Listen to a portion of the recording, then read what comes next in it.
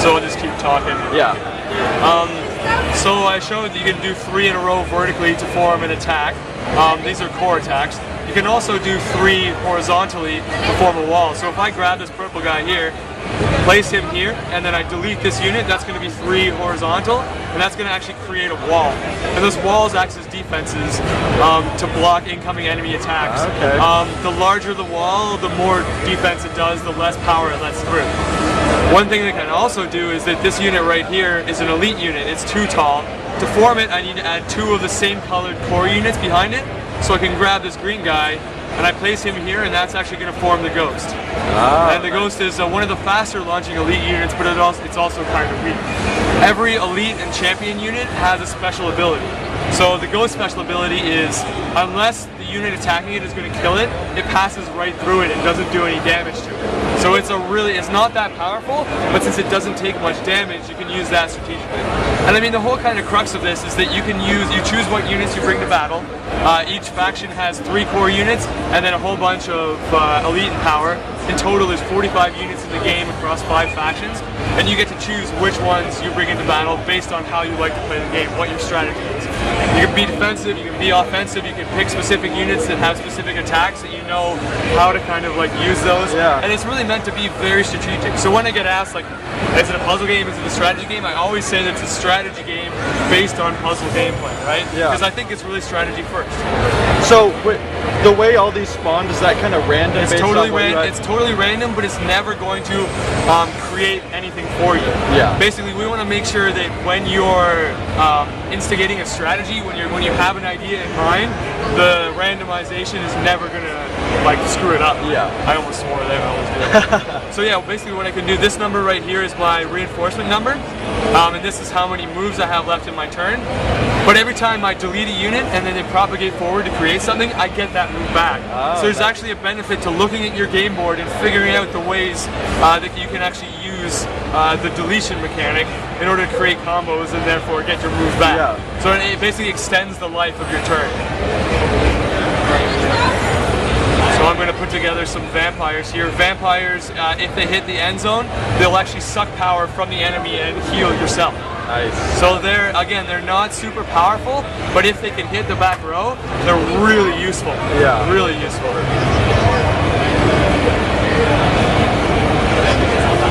And it rotates back and forth. You can end your own turn, and then also this little thing right here, as I do damage or take damage, is my hero spell. It's going to fill up, and then I can launch a hero spell, and that's like a CO power in Advanced Wars or... Yeah, really cool.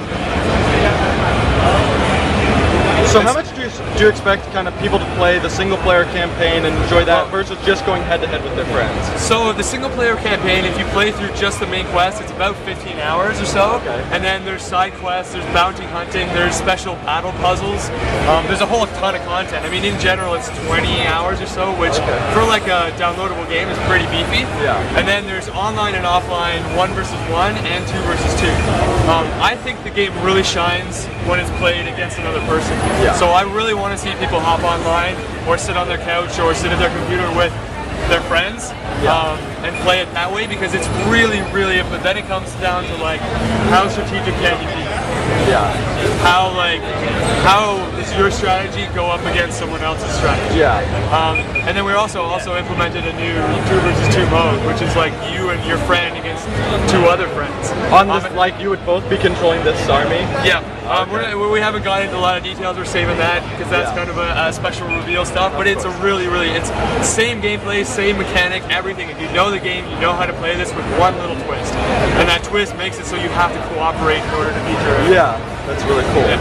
And again, one of the big things about it is the 2D animation, all in HD, all hand animated. So like, if I can get some people to launch or get a chance to see it, but it's like some of these attacks like have hundreds of frames of hand-drawn animation, and that's one of the things that my studio loves to do. We're 2D lovers through and through. So there are now he has totally different units. How many like units are there total? So there's 5 different factions, and each faction has 8 different units. Okay. And some of them are very special, some of them are really strong, some of them have special skills, and you can really just like, that was interesting. You you can really just figure out like how you want to go through the game. Like how do you want to play it? Do you want to play it like vampires are a really unique unit, or the succubus that's about to launch here, she throws 4 fireballs in a row that do splash damage as well, so get a chance to see that because I won't make it, I won't do anything that'll block it. And then there's a whole bunch of like added complexity or added advanced tactics. So if I have units of the same color launching in the same turn, they link together and it adds bonus to their power. Or if I can actually get 2 more green guys behind here, these 2 guys are going to fuse together and they're going to take up less board space. So yeah, that's not going to go right now. They take up less board space, but they still get more powerful. And it adopts the charge time of the fastest one.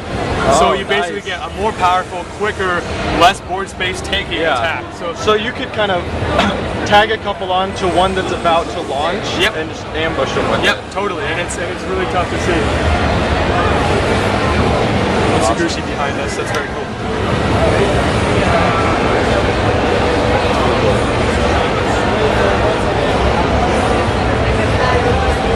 So you get a chance to see right here. Okay, yeah.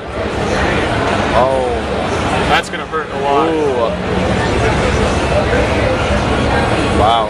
Yeah. That's nasty. Mitsugushi-san. Awesome.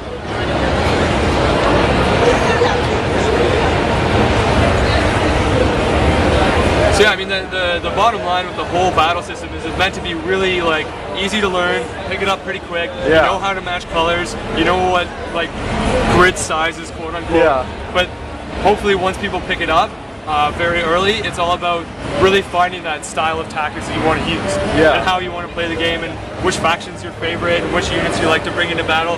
And then you can also add on top of that, so right now what I'm going to do is I'm going to reinforce because her hero spell sucks all my core units into as energy and then I can launch them back. So I'm going to do my hero spell called Blood Ritual. Nice. It sucks all of my core units, so now I have no core units left. But now I have a fireball or a spirit ball that's going to launch for about 25 power. So since they only have 13 hit points left, I can actually kill them with this.